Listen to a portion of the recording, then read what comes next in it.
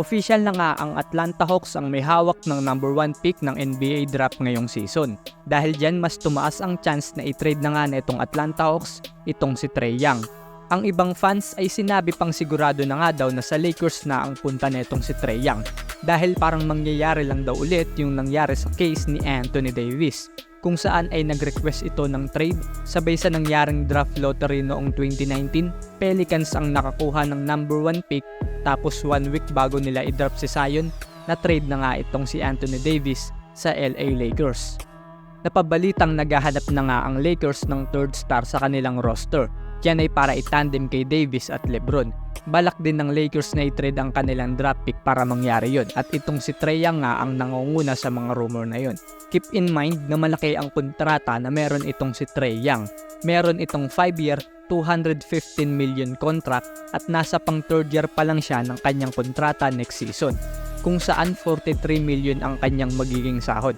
'Di ba? Malaki talaga. Imagine na mapunta ito sa Lakers. Kay Trae Young, AD at LeBron pa lang, ganito na ang sahod nila sa isang season. Oo, 138 million kaagad. 141 million lang naman ang expected salary cap next season. Tapos nasa 172 million ang luxury tax sa apron.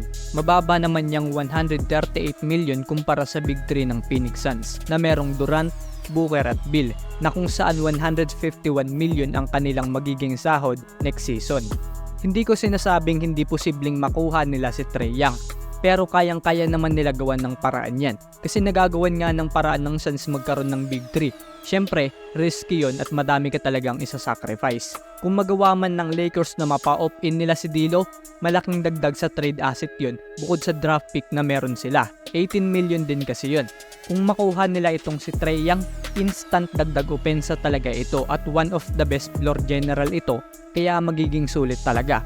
Ngayon season, nag-average itong si Trae Young ng 25.7 points per game, 10.8 assists per game, at 2.8 rebounds per game, habang may 37.3 from beyond the arc. Sa scoring at assist, panalo talaga. Pero syempre hindi naman perfectong player itong si Trae Young.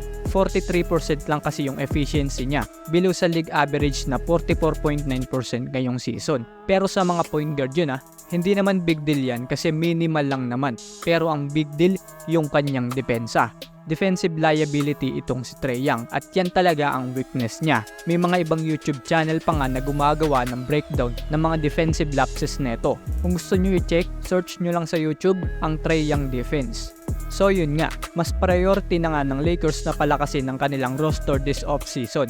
Yan ay para mag-contend sa kampyonato dahil hindi na nga bumabata itong si LeBron. Healthy rin sila ni AD kaya parang extra aggressive sila sa changes this off-season. Antabayanan na lang natin ang mga off-season moves netong Lakers. Anong sa tingin mo, Kamamba? Sang-ayon ba kayo sa Trae Young to LA Lakers na trade? Kung hindi, i-comment mo kung sino ang sa tingin mo ang nababagay dito sa LA Lakers.